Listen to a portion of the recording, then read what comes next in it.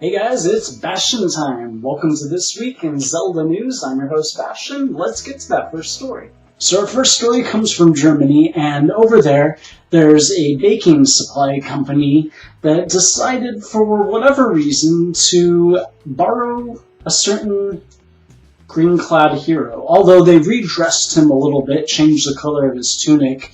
But I mean, look at the image that they borrowed him from. It's just blatantly obvious. It's identical. What this is for is it's like those little tubes of icing that you use to write letters on cake.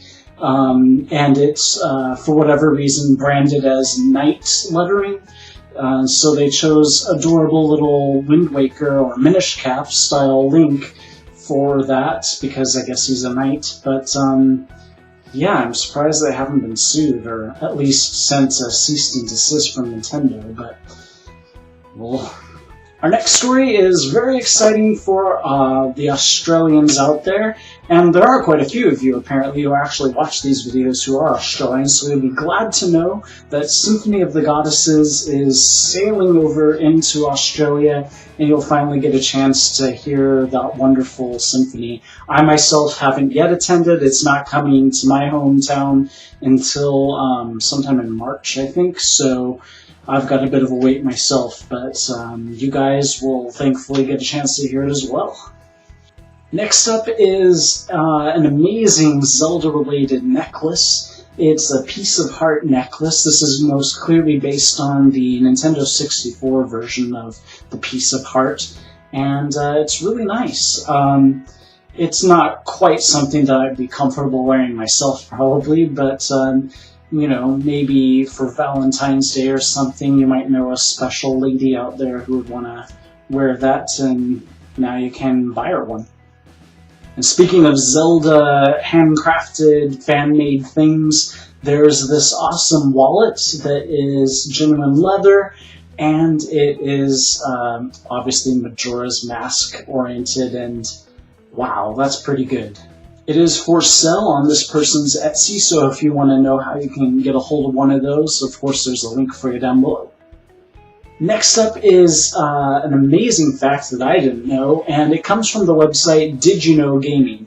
They sort of do videos and just single images on their site that sort of points to sort of not so well known random trivia about various video games. And this one is about Ocarina of Time, and I don't know how it's taking us so long to find out about this. I'm sure maybe there are other people who already knew this, but all signs point to the fact that the beloved Forest Temple was actually originally supposed to be a wind temple. They reference the fact that the symbol on the the medallion that you get from the Forest Temple, the symbol on it looks more like wind than anything foresty. And then they also point to the fact that in Ganon's tower at the end of the game, you'll remember that various sections of the tower represent previous temples that you have already been to, and for whatever reason, the Forest Temple area has all sorts of wind mechanics instead of forest mechanics. So that's pretty fascinating, and they don't mention this whatsoever, but it does make me think about the fact that I always thought it was a little weird that the Wind Sage in the Wind Waker is something that seems more like a Forest Sage would be. And when you awaken Makar, everybody's favorite adorable little Korok, he turns out to be the Wind Sage, which just seemed really strange to me because it felt like he would be more like a forest sage than a wind sage.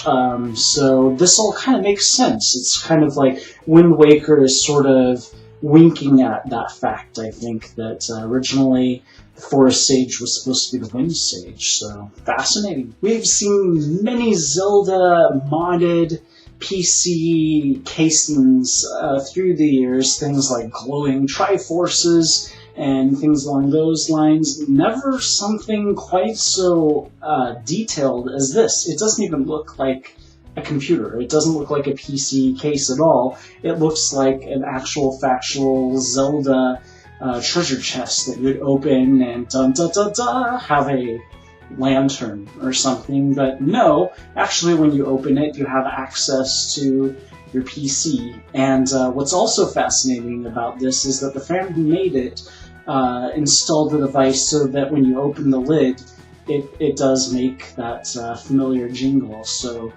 pretty awesome. Good job.